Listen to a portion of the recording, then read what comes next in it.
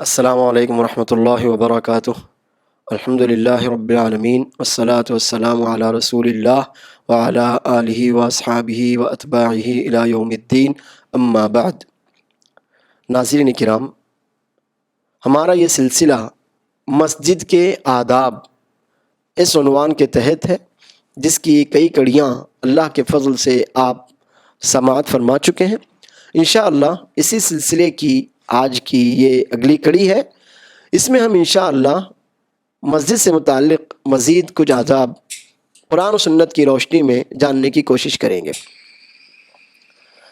اللہ عز و جل فرماتا ہے، انما یعمر مساجد اللہ من آمن باللہ والیوم الآخر واقام الصلاة وآت الزکاة ولم یخش الا اللہ فعسى اولئک ان یکونوا من المہتدین۔ اللہ کی مسجدوں کو وہی لوگ آباد کرتے ہیں جو اللہ پر ایمان رکھتے ہیں۔ آپ توجہ سے ان صفات کو سنیے جو مسجدوں کو آباد کرنے والے لوگوں کی اللہ عز و جل نے بیان فرمائی ہے۔ من آمن باللہ، جو اللہ پر ایمان رکھتے ہیں، والیوم الآخر، قیامت کے دن پر ایمان رکھتے ہیں۔ اللہ تعالیٰ نے قرآن کریم میں کئی آیات میں اور نبی صلی اللہ علیہ وسلم نے احادیث مبارکہ میں کئی احادیث میں ایمان باللہ اور ایمان بالیوم الآخر کو ایک ساتھ ذکر کیا ہے۔ اب آپ اسی آیت کو بطور مثال دیکھیے، انما یعمر مساجد اللہ من آمن باللہ والیوم الآخر۔ اللہ کی مسجدوں کو وہ لوگ آباد کرتے ہیں جو اللہ پر اور یوم الآخر، قیامت کے دن پر ایمان رکھتے ہیں۔ جو اللہ پر اور قیامت کے دن پر ایمان رکھتے ہیں۔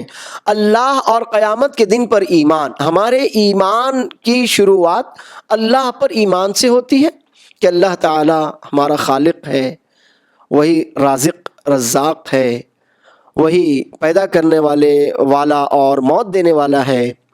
اللہ تعالیٰ ہی ہے جو اس پوری کائنات کا نظام چلاتا ہے، مدبر ہے۔ ہمیں اللہ تعالیٰ نے ہی اس دنیا میں ایک خاص مقصد کے تحت بھیجا ہے۔ وہی رب ہے، وہی مالک ہے، ہمارا معبود بھی وہی ہے، ہماری عبادتوں کا تنہا حقدار بھی وہی ہے۔ یہاں سے ہمارا ایمان شروع ہوتا ہے اور اس کی آخری کڑی ہے ایمان بالیوم الآخر۔ ایمان بالیوم الآخر یعنی قیامت کے دن پر ہم ایمان رکھیں، اس بات پر ایمان رکھیں کہ جس اللہ نے ہمیں دنیا میں بھیجا ہے وہ دوبارہ زندگی کے بعد، موت دینے کے بعد، زندگی جو اس نے ہمیں دی، موت دے گا، موت کے بعد دوبارہ زندگی دے گا، اور اس مرنے کے بعد ہمیں پھر سے اس کے سامنے پیش ہونا ہے، اپنے اعمال کا، اچھے کا، برے کا، تنہائی میں کیے گئے اعمال کا، محفل میں کیے گئے اعمال کا، لوگوں کی موجودگی میں کیے گئے اعمال کا، ہر جزئیے کا، زندگی کی ہر اہم بات کا، چھوٹی بات کا حساب اللہ تعالیٰ کے سامنے ہمیں دینا۔ تو یہ ایمان بالیوم الآخر ہے۔ اب جو لوگ اللہ پر ایمان رکھتے ہیں، قیامت کے دن پر ایمان رکھتے ہیں، وہ اقام الصلاۃ، نمازیں قائم کرتے ہیں۔ مسجدیں اصلاً ایمان والوں کے لیے بنائی جاتی ہیں اور نماز قائم کرنے کے لیے بنائی جاتی ہیں۔ رسول اللہ صلی اللہ علیہ وسلم فرماتے ہیں، انما بنیت هذه المساجد لذکر اللہ والصلاۃ وتلاوۃ القرآن۔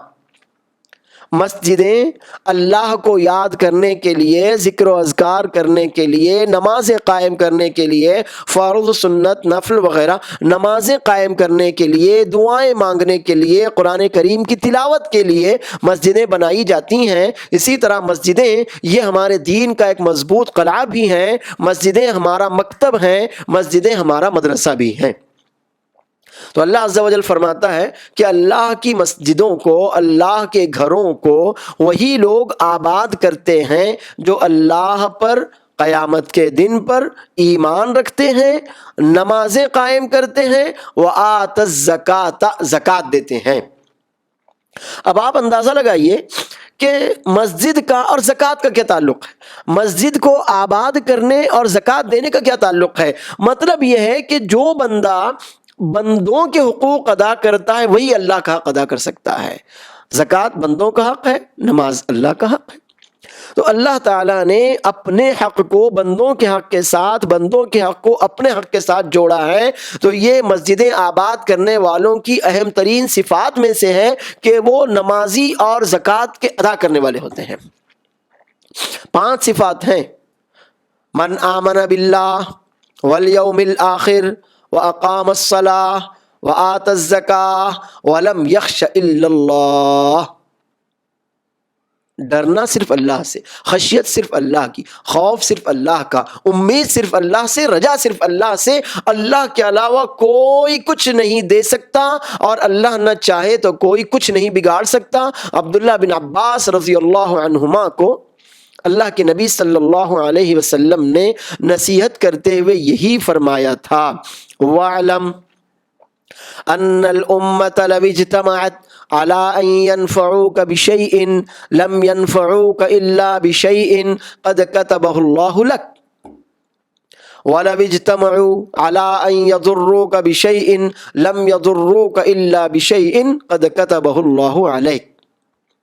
اچھی طرح جان لو، اگر پوری امت، پوری دنیا، پوری کائنات مل جائے، تمہیں فائدہ پہنچانے کے لیے اکٹھا ہو جائیں کہ تمہیں ذرا سا کچھ فائدہ پہنچا دیں، بیمار ہو صحت دے دیں، تنگ دست ہو خوشحال بنا دیں، پریشان ہو تمہاری فکر پریشانی دور کر دیں، کوئی بھی فائدہ پہنچانے کے لیے اگر پوری کائنات اکٹھا ہو جائے تو اتنا ہی فائدہ پہنچا سکیں گے جتنا اللہ چاہے گا، اور اللہ نہیں چاہے گا تو پوری مخلوق مل کر تمہیں فائدہ نہیں پہنچا سکتی۔ اسی طرح اگر تمام لوگ مل کر تمہیں نقصان پہنچانا چاہیں، تمہیں ہلاک کر دیں، تمہارا رزق چھین لیں، تمہیں تنگی اور پریشانی میں ڈال دیں، تمہیں غمگین کر دیں، غرض کوئی بھی تکلیف جو ذہنی یا جسمانی کوئی بھی تکلیف ہو سکتی ہو، اگر پوری مخلوق مل جائے کہ تمہیں نقصان پہنچا دیں اور اللہ نہ چاہے تو وہ تم کو نقصان نہیں پہنچا سکتے۔ جتنا اللہ چاہے گا اتنا فائدہ پہنچا سکیں گے، جتنا اللہ چاہے گا اتنا نقصان پہنچا سکیں گے۔ اللہ نہیں چاہے گا نہ فائدہ پہنچا سکیں گے اور نہ ہی نقصان پہنچا سکیں گے۔ تو مسجدیں آباد کرنے والوں کی یہ 5 اہم ترین خصوصیات ہوتی ہیں: اللہ پر ایمان رکھتے ہیں، ان کا یقین، ان کا اعتماد، ان کا بھروسہ، ان کا توکل اکیلے اللہ عز و جل پر ہوتا ہے۔ قیامت کے دن پر ایمان رکھتے ہیں کہ انہیں اس دن اللہ سے ملنا ہے، اپنے اچھے برے کا حساب دینا ہے، اپنے رب کے سامنے کھڑا ہونا ہے۔ نمازیں قائم کرتے ہیں جو مساجد بنانے کا اصل مقصد ہے۔ زکوٰۃ دیتے ہیں، بندوں کے حقوق ادا کرتے ہیں، کسی کا حق نہیں مارتے۔ اللہ نے ان کے مالوں میں سائل کا، محروم کا، رشتہ داروں کا، جس کا جو بھی حق رکھا ہے اس کا وہ حق ادا کرتے ہیں، اور اللہ کے علاوہ کسی سے نہیں ڈرتے۔ کوئی ہے ہی نہیں اس لائق کہ ہم اس سے امید رکھیں، اللہ سے نہ رکھیں۔ کوئی ہے ہی نہیں اس لائق کہ ہم اس سے ڈریں، اللہ سے نہ ڈریں۔ ایسا نہیں ہو سکتا۔ اللہ سے ڈرنا، اللہ سے امید رکھنا، اللہ سے محبت، اللہ کے لیے محبت، اللہ کے لیے نفرت، اللہ کے لیے دشمنی، ڈر صرف اللہ کا۔ فَعَسَىٰ أُولَٰئِكَ أَن يَكُونُوا مِنَ الْمُهْتَدِينَ، امید ہے کہ یہی لوگ ہدایت یافتہ ہوں گے۔ اس آیت میں 10ویں پارے سورہ توبہ، سورہ براءہ کی یہ ایک آیت ہے جسے آپ نے سنا، اس کا ترجمہ اور تشریح بھی الحمدللہ آپ نے سنی۔ اس آیت میں اللہ تعالیٰ نے مسجدیں آباد کرنے والوں کی کچھ صفات بیان کی ہیں۔ ہم اس آیت کے میزان پر اپنے کو بھی تول کر دیکھیں۔ آئیے 18ویں پارے سورہ نور کی آیت سنیے۔ فی بیوت اذن اللہ ان ترفع ویذکر فیہا اسمہ یسبح لہ فیہا بالغدو والآصال رجال لا تلہیہم تجارۃ ولا بیع عن ذکر اللہ وإقام الصلاۃ وإیتاء الزکاۃ یخافون یوما تتقلب فیہ القلوب والابصار لیجزیہم اللہ احسن ما عملوا ویزیدہم من فضلہ ان اللہ یرزق من یشاء بغیر حساب۔ سورہ نور 18ویں پارے کی ان آیتوں میں اللہ تعالیٰ نے مسجدیں آباد کرنے والوں، مسجدوں کی حفاظت کرنے والوں، مسجدوں کو اپنے ذکر، اپنی تلاوت، اپنی نمازوں سے بھرنے والوں کی کچھ اہم ترین صفات ذکر فرمائی ہیں۔ یہ وہ گھر ہیں جنہیں اللہ تعالیٰ نے اچھی طرح بنانے کا حکم دیا ہے، اور یہ بھی حکم دیا کہ ان گھروں میں اللہ کا ذکر کیا جائے۔ آپ ان گھروں کو بنائیں تو بنانے کے بعد خالی ویران نہ چھوڑ دیں۔ یہ گھر رہنے کے لیے نہیں بنائے گئے، یہ اللہ کے گھر ہیں جنہیں عبادت کے لیے بنایا جاتا ہے۔ یہ مسجد اللہ کا گھر ہے۔ وَأَنَّ الْمَسَاجِدَ لِلَّهِ فَلَا تَدْعُوا مَعَ اللَّهِ أَحَدًا، مسجدیں اللہ کی ہی ہیں، اللہ کی ملکیت ہیں، اللہ کا حق ہے، اللہ کا گھر ہے، اللہ کے لیے بنائی جاتی ہیں۔ تو اب آپ اللہ کے علاوہ کسی کو نہ پکاریں۔ اللہ تعالیٰ نے سورہ نور 18ویں پارے کی جو آیتیں آپ نے سنی، ان میں مسجد اور مسجد آباد کرنے والوں کی کچھ صفات ذکر فرمائی ہیں، ملاحظہ فرمائیں۔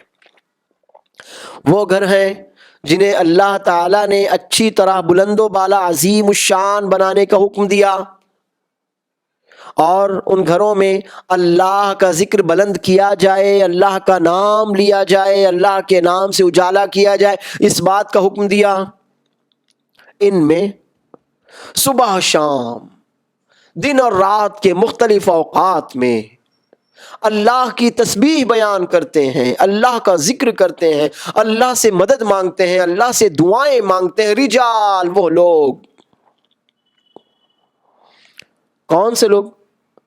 لا تلہیہم تجارت ولا بیع، کوئی بھی تجارت، دنیا کا کوئی بھی سودا، کوئی بھی سودا، کوئی بھی تجارت، دنیا کا کوئی بھی کام، دنیا کی کوئی بھی مشغولیت، دنیا کی کوئی بھی مصروفیت، دنیا کی کوئی بھی غرض، کوئی بھی مقصد انہیں غافل نہیں کر سکتا۔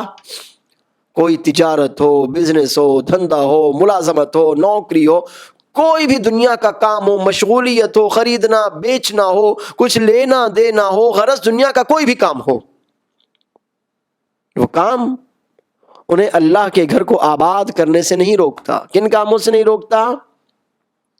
عن ذکر اللہ وإقام الصلاة وإیتاء الزکاة، دنیا کی کوئی مشغولیت، دنیا کی کوئی بھی مصروفیت انہیں اللہ کے ذکر سے نہیں روکتی، نماز قائم کرنے سے نہیں روکتی، زکوٰۃ دینے سے نہیں روکتی۔ اللہ کے ذکر کے راستے میں، نماز قائم کرنے کے راستے میں، زکوٰۃ دینے کی راہ میں دنیا کا کوئی بھی کام، کوئی بھی غرض، کوئی بھی مقصد ان کا روڑا نہیں بن سکتا۔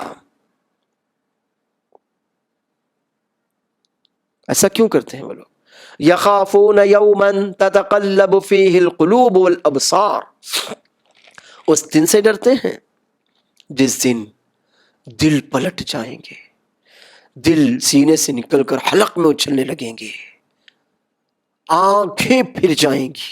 قیامت کا ہولناک ترین دن، اس دن کی ہولناکی، اس دن اپنے رب کی ناراضگی اور اس دن اپنے رب کے غضب اور عذاب سے وہ لوگ ڈرتے ہیں۔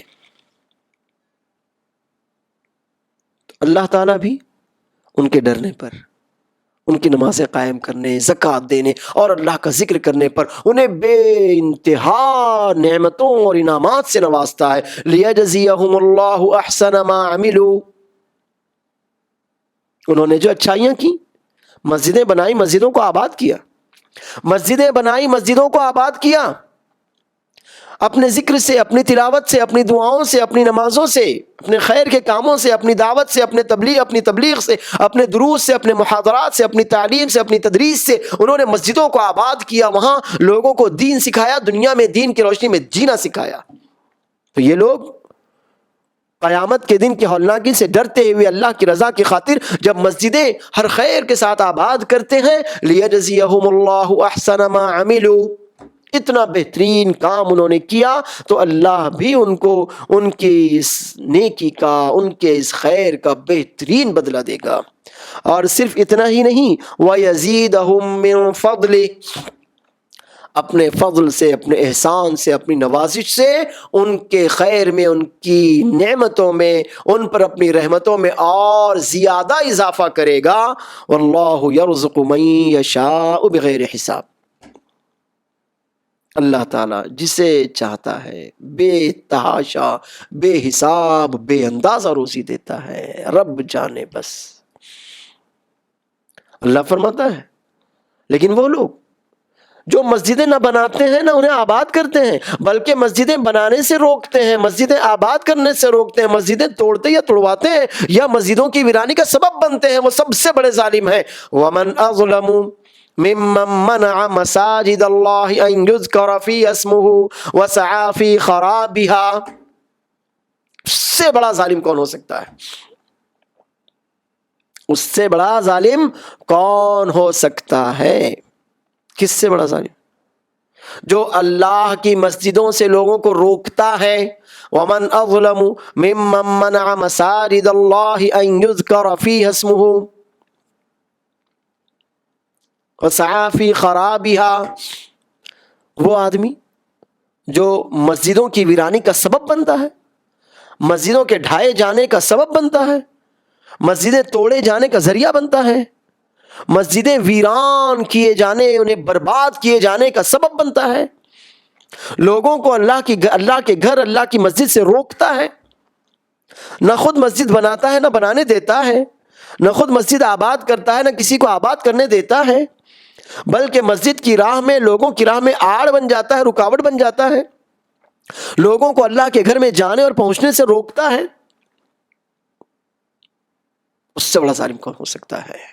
تو ہم بھی ان 3 آیتوں کی روشنی میں اپنے آپ کو دیکھ لیں کہ ایسا تو نہیں کہ ہم نماز قائم کرنے والے نہیں، زکوٰۃ دینے والے نہیں، اللہ اور قیامت کے دن پر ہمارا ایمان کامل نہیں ہے، کہیں ایسا تو نہیں کہ ہم دنیا کی مصروفیات میں لگ کر نماز بھول جاتے ہیں، دنیا کے مال کے لالچ میں رشتہ داروں، مسکین، یتیموں کا حق بھول جاتے ہیں، کہیں ایسا تو نہیں کہ ہم مسجد آباد کرنے کی بات تو کرتے ہیں مگر آباد نہیں کرتے، کہیں ایسا تو نہیں کہ کچھ لوگ ہیں جو ہماری وجہ سے مسجد میں آنے سے کترانے لگے ہوں، ایسا تو نہیں، کہیں ایسا تو نہیں کہ مسجد میں سنت کے مطابق کام کیا جائے ہم اسے ناپسند کرتے ہوں، سنت کے بجائے بدعات کو فروغ اور رواج دیتے ہوں، تو یہ ہمارے لیے بہت ہی زیادہ خوفناک بات ہے۔ اس لیے ہم اور آپ ان آیتوں کی روشنی میں اپنے سے مسجد کے اور اپنے اور مسجد کے تعلق کو دیکھ لیں۔ حاضرین کرام، مسجد دنیا کی سب سے مقدس، محترم، پاکیزہ جگہ ہے۔ اللہ کے رسول صلی اللہ علیہ وسلم فرماتے ہیں احب البلاد الی اللہ مساجدها، اللہ کو سب سے زیادہ محبوب ترین جگہیں مسجدیں ہیں، کیوں نہ ہو؟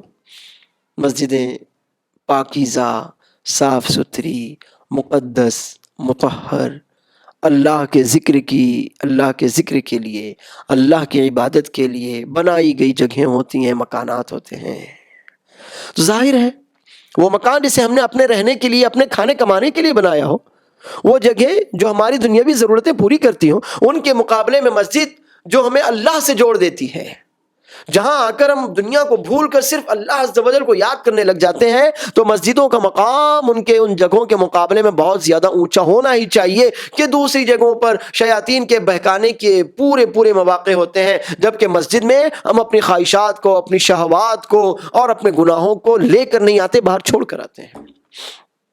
ہمارا دل مسجد کے لیے ہوتا ہے، ہمارا دماغ مسجد کے لیے ہوتا ہے، ہمارا جسم مسجد کے لیے ہوتا ہے۔ تو اسی لیے مسجد دنیا کی سب سے زیادہ پاکیزہ ترین جگہ ہے، اور چونکہ یہ پاکیزہ ترین جگہ ہے، اللہ کی عبادت کے لیے مسجد کو بنایا جاتا ہے، اس لیے مسجد اللہ تعالیٰ کو اس دنیا کی سب سے زیادہ محبوب اور پسندیدہ ترین جگہ بھی ہے۔ اب ہمارا یہ فرض ہوتا ہے کہ ہم مسجد بنائیں۔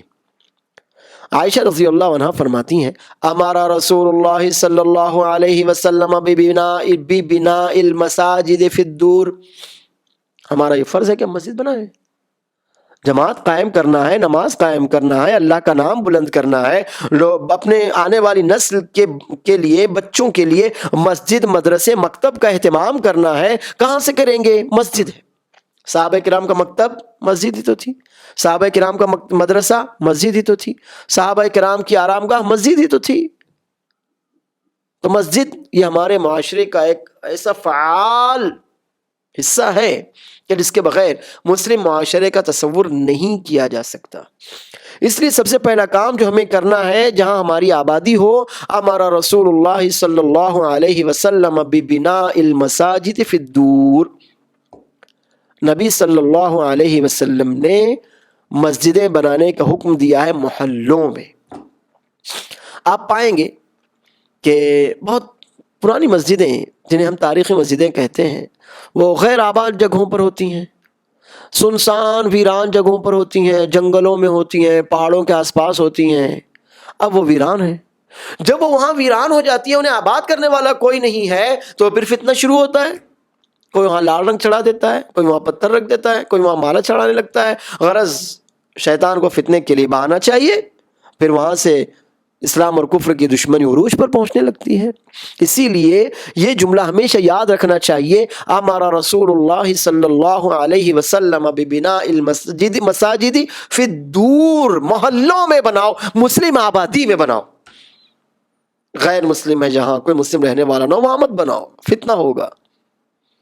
جہاں پر آبادی ہی نہ ہو، جنگل ہے، پہاڑ ہے، ٹیلے ہیں، ریگستان ہے، جہاں کوئی ہے ہی نہیں وہاں مت بناؤ، فتنہ ہوگا۔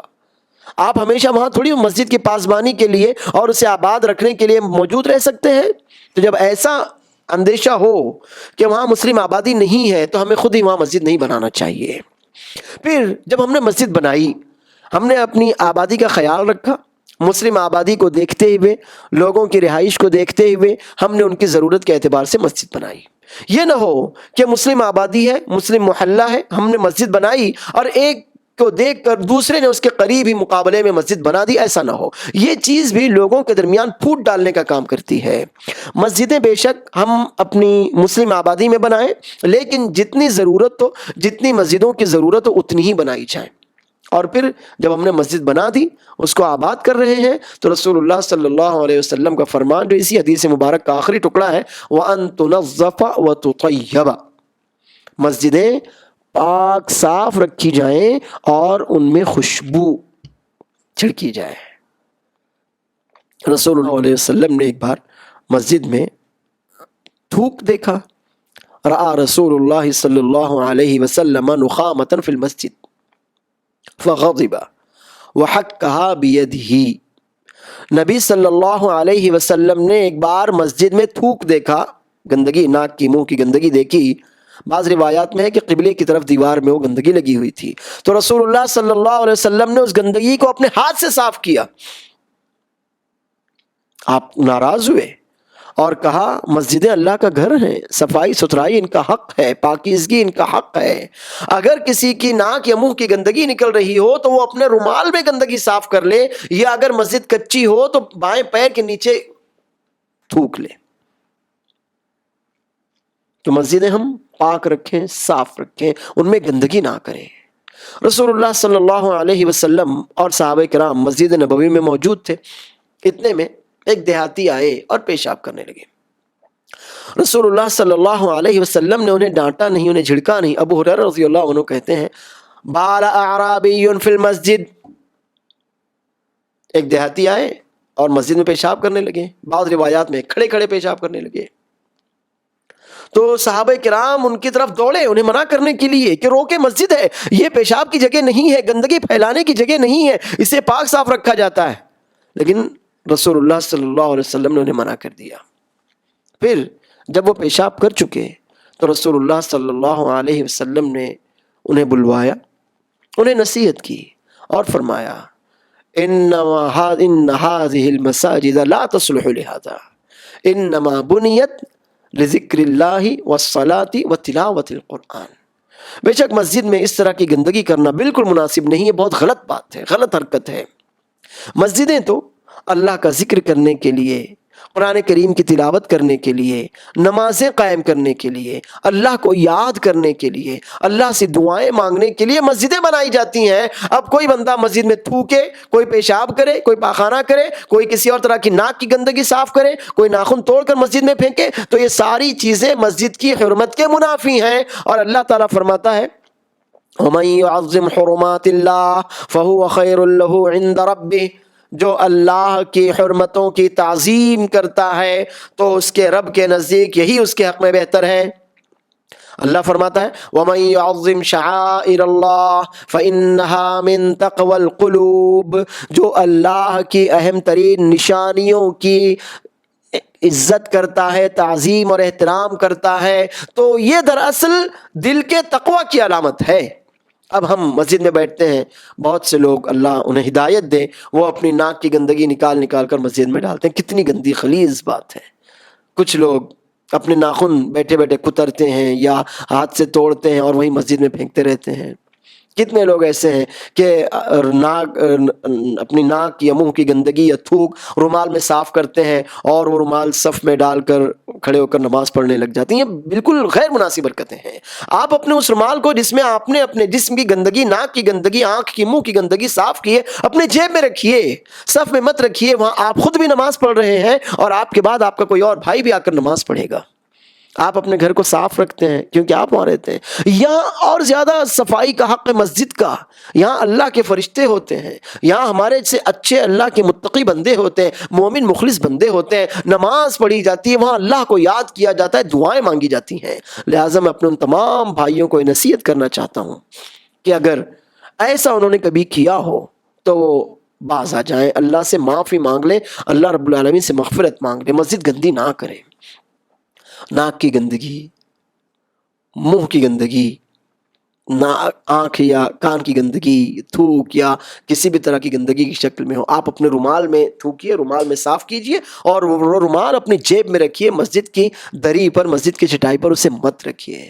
اسی طرح ناک صاف کر کے مسجد میں ڈالنا، ناخن کتر کر یا توڑ کر مسجد میں ڈالنا، یا کسی اور طرح کا ٹیشو پیپر وغیرہ جس سے آپ نے کچھ صاف کیا ہو مسجد میں پھینک دینا، یا مسجد میں کھانا کھائے تو اس کھانے کا بچا ہوا کھانا وہی مسجد میں رکھے رہنا، یا افطار ہم کرتے ہیں مسجد میں تو افطاری کا ٹکڑے بچے ہوئے پھلوں کے ٹکڑے وغیرہ مسجد میں ڈال دینا، بالکل غلط حرکت ہے، ایسا ہرگز نہیں ہونا چاہیے۔ ہمیں اس طرف خصوصی توجہ دینے کی ضرورت ہے۔ ہم جتنی زیادہ توجہ اپنے گھر کی صفائی میں دیتے ہیں اس سے زیادہ توجہ مسجد کی صفائی پر دینے کی ضرورت ہے۔ اللہ تعالیٰ نے ابراہیم اور اسماعیل علیہ السلام کو مسجد کی صفائی کی جانب خصوصی توجہ کا حکم دیتے ہوئے فرمایا تھا وَطَهِّرْ بَيْتِيَ لِلطَّائِفِينَ وَالْعَاكِفِينَ وَالرُّكَّعِ السُّجُودِ، میرے گھر کو، اللہ نے کہا میرے گھر کو، یہ نہیں کہا مسجد حرام کو، مسجد کو نہیں، اللہ نے فرمایا میرے گھر کو پاک رکھنا، صاف رکھنا، طواف کرنے والوں کے لیے، نمازیں پڑھنے والوں کے لیے، رکوع اور سجود کرنے والوں کے لیے، اللہ کو یاد کرنے والوں کے لیے میرے گھر کو پاک صاف رکھنا۔ اور مسجدیں صاف رکھنے اور رکھنے والوں کی کیا اہمیت ہے، ایک چھوٹی سی حدیث میں آپ کے سامنے رکھتا ہوں۔ عبداللہ بن عباس رضی اللہ عنہما کہتے ہیں ایک عورت تھی، یا بعض روایات میں ایک مرد کا تذکرہ، چلیے مرد مان لیتے ہیں، ایک مرد تھے، صحابی تھے، مسجد نبوی کی صفائی کیا کرتے تھے، وہ بیمار ہو گئے۔ اب ایک دن نبی صلی اللہ علیہ وسلم صبح مسجد میں تشریف لائے تو وہ مسجد میں موجود نہیں تھے۔ نبی صلی اللہ علیہ وسلم نے ان کے بارے میں پوچھا کہ وہ کہاں ہیں؟ صحابہ کرام نے بتایا اللہ کے نبی صلی اللہ علیہ وسلم ان کی وفات ہو گئی ہے۔ نبی صلی اللہ علیہ وسلم نے انا للہ و انا الیہ راجعون پڑھا اور پوچھا کہ تم نے مجھے خبر کیوں نہ کی؟ صحابہ کرام نے کہا اللہ کے نبی صلی اللہ علیہ وسلم رات بہت زیادہ ہو چکی تھی، اندھیرا تھا، تاریکی تھی، اور آدھی رات کو آپ کو پریشان کرنا ہم نے بالکل مناسب نہیں سمجھا، لہٰذا ہم نے ان کی نماز جنازہ پڑھی اور انہیں دفن کر دیا۔ نبی صلی اللہ علیہ وسلم نے ان صحابہ کرام سے فرمایا دلونی علی قبرہ، مجھے چلو لے جا کر ان کی قبر بتاؤ۔ صحابہ کرام نبی صلی اللہ علیہ وسلم کو لے کر ان کی قبر کے پاس گئے۔ نبی صلی اللہ علیہ وسلم نے وہاں صحابہ کرام کو اپنے پیچھے کھڑا کیا اور دوبارہ نماز جنازہ پڑھائی۔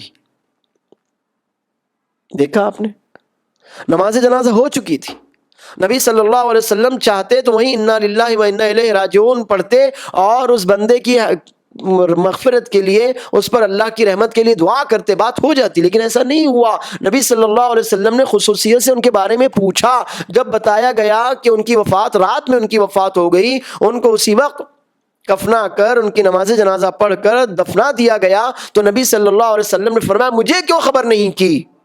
پھر آپ نے صحابہ کرام کو حکم دیا، صحابہ کرام آپ کو لے کر قبرستان میں گئے، ان کی قبر کے پاس پہنچے، نبی صلی اللہ علیہ وسلم نے وہاں صحابہ کرام کے ساتھ نماز جنازہ پڑھی۔ آپ اندازہ لگائیے، بہت مالدار، بہت زیادہ اونچے درجے کے صحابی، ایسی بات نہیں ہے۔ کام کیا تھا جس کی وجہ سے نبی صلی اللہ علیہ وسلم نے ان کی جانب خصوصی توجہ دی؟ مسجد کی صفائی کا کام تھا۔ اور آج ہمارے یہاں مسجد صاف کرنے والوں کا کیا حال ہوتا ہے؟ اولاً بہت سی مسجدیں وہ ہوتی ہیں جہاں مسجد صاف کرنے کی ذمہ داری مؤذن کی ہوتی ہے، اذان دینے والا ہی مسجد صاف کرے گا، اور مسجد صاف کرے گا تو مسجد کا ٹوائلٹ، مسجد کی لیٹرین، مسجد کے باتھ روم، مسجد کا وضو خانہ، طہارت خانہ، مسجد کا پیسیج، سب صاف کرنا اسی کی ذمہ داری، حالانکہ وہ بیچارہ مؤذن۔ اور وہ بندہ جو مسجد کی صفائی کرتا ہے، ہماری نظروں میں اس کی کیا اہمیت ہوتی ہے، کیا حیثیت ہوتی ہے، ہم اس کو کتنا مرتبہ دے دیتے ہیں۔ وہ خادم تو جانے دیجیے، مؤذن ہی کی کیا حیثیت ہماری نظروں میں ہوتی ہے۔ اس بات کی جانب توجہ دینا ہمارے ایمان کا حصہ ہے۔ نبی صلی اللہ علیہ وسلم اپنی حیات میں امام تھے، اور آپ کے رہتے ہوئے بلال رضی اللہ عنہ مؤذن تھے۔ حیثیت دیکھیے، وقار، مرتبہ، مان دیکھیے۔ اور نبی صلی اللہ علیہ وسلم کی مسجد کو جو بندہ صاف کیا کرتا تھا، اس کی وقات اور حیثیت دیکھیے کہ نبی صلی اللہ علیہ وسلم صحابہ کرام کو لے کر جاتے ہیں اور اس کی نماز جنازہ پڑھتے ہیں، صحابہ کرام کو بھی پڑھواتے ہیں، جبکہ بہت سے صحابہ کرام وہ تھے جو پہلے اس کی نماز پڑھ چکے تھے۔ ہمیں بھی اس جانب خصوصی توجہ دینا چاہیے کہ ہم مسجدیں بنائیں، مسجدیں مسلم محلوں میں بنائیں، جہاں ہماری آبادی ہو وہاں بنائیں۔ ایک مسجد کی ضرورت ہو، ایک سے زائد کی ضرورت اگر ہے واقعی، تو کچھ دوری پر دوسری ہم بنائیں، لیکن مقابلے میں مسجد نہ بنائیں۔ مسجد مقابلہ کرنے کی جگہ نہیں ہے، مسجد مقابلہ کرنے کی جگہ نہیں ہے، مقابلے میں مسجد نہ بنائیں۔ پھر جب ہم نے مسلمانوں کے محلے میں مسجد بنائی ہے تو اس کو آباد رکھنے کی پوری کوشش ہمارا فرض ہے۔ ہم خود، ہمارے گھر والے، ہمارے رشتہ دار، محلے کے رہنے والے، ان کا فرض ہوتا ہے کہ وہ مسجد کو نمازوں کے ذریعے، تلاوت کے ذریعے، دعاؤں کے ذریعے، ذکر و اذکار کے ذریعے آباد رکھیں۔ یہ ہمارے مومن ہونے کی بھی نشانی ہے، اس بات کی نشانی ہے کہ ہم اللہ سے ڈرنے والے ہیں، نمازیں قائم کرتے اور زکوٰۃ دینے والے ہیں، اور اس بات کی بھی نشانی ہے کہ دنیا کا کوئی بھی کام ہمیں اللہ کی یاد اور نماز قائم کرنے سے، زکوٰۃ دینے اور اللہ کی عبادت کرنے سے روک نہیں سکتا۔ لہٰذا ہم مسلم محلوں میں مسجد بنائیں، مسجدوں کی حفاظت کریں، مسجدوں کو اپنی عبادتوں سے آباد رکھیں، مسجدوں کو صاف ستھرا رکھیں، مسجدیں پاکیزہ ہوں، مسجد میں کسی بھی طرح کی کوئی گندگی نہ ہو، اور وہ لوگ جو مسجدیں صاف رکھنے، پاک رکھنے، ان میں جھاڑو دینے یا پونچھا لگانے وغیرہ کا کام کرتے ہیں، وہ احترام کے حقدار ہیں۔ ہماری جانب سے ان کی تحقیر، تذلیل، توہین نہیں ہونا چاہیے، بلکہ ہم ان کا حق سمجھیں، ان کا احترام کریں، ان کو عزت دیں، ان کی تعظیم کریں، عزت سے پیش آئیں، ان کو ذلیل نہ کریں، جیسے کہ نبی صلی اللہ علیہ وسلم کی حیات طیبہ میں بلال رضی اللہ عنہ مؤذن رسول کا معاملہ تھا، اور مسجد صاف کرنے والے، مسجد میں جھاڑو لگانے والے ان صحابیہ کا معاملہ تھا۔ ہمیں اس جانب خصوصی توجہ دینی چاہیے۔ اس کڑی میں اتنا ہی۔ اللہ عز و جل مجھے اور آپ کو مسجدیں بنانے کی، مسجدیں آباد کرنے اور انہیں آباد کروانے کی، مسجدوں کی حفاظت کرنے کی اور مسجدوں کو صاف ستھرا رکھنے کی توفیق عطا فرمائے۔ اللہ عز و جل ہماری مسجدوں کی حفاظت فرمائے۔ اللہ تعالی ہماری مسجدوں کو ہمارے ذریعے سے آباد رکھے، ہماری مسجدیں آباد کرنے والوں کی حفاظت کرے۔ آمین۔ ربنا تقبل منا انک انت السمیع العلیم وتب علینا انک انت التواب الرحیم۔ سبحان ربک رب العزۃ عما یصفون وسلام علی المرسلین والحمد للہ رب العالمین، والسلام علیکم ورحمۃ اللہ وبرکاتہ۔